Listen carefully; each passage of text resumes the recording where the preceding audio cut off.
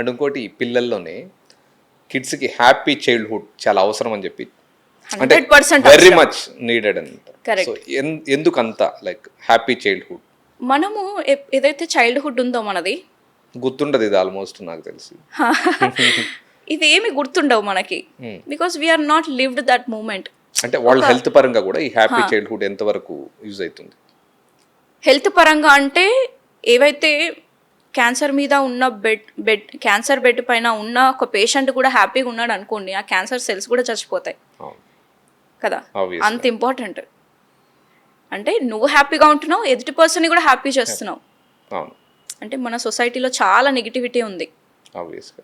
దాంట్లో యాడ్ చేయాల్సింది ఇంకా నెగిటివిటీ కాదు, ఇంకా పాజిటివిటీ యాడ్ చేయాలి. ఎవరైతే నీతో కోపంగా మాట్లాడతారో నువ్వు కూడా కోపంగా మాట్లాడమని కాదు, వాడి దగ్గర కైండ్నెస్ మిస్ అవుతుంది, వాడి దగ్గర లవ్ మిస్ అవుతుంది, రెస్పెక్ట్ మిస్ అవుతుంది, అది నువ్వు ఇవ్వు, ఓకే, వాడు నేర్చుకుంటాడు నీ దగ్గర నుంచి అనే విషయాలు పిల్లలు కూడా అర్థమవుతాయి ఇప్పుడున్న పిల్లలకి.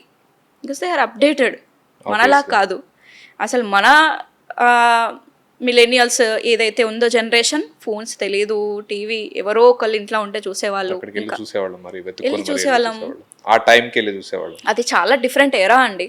ఇప్పుడు చాలా డిఫరెంట్. ఇప్పుడు జెన్ ఆల్ఫా, జెన్ బీటా, ఇంకా అప్కమింగ్ వస్తున్నాయి, జెన్జీస్ ఇంకా వస్తున్నాయి, అది ఇంకా అప్డేటెడ్. ఇప్పుడు ఏ అంటే మనకు కొత్త కదా, వాళ్ళు 90% ఏ యూజ్ చేస్తారంట, ఇంకా అప్కమింగ్ జనరేషన్ మనం నేర్చుకుంటున్నాం అంతే.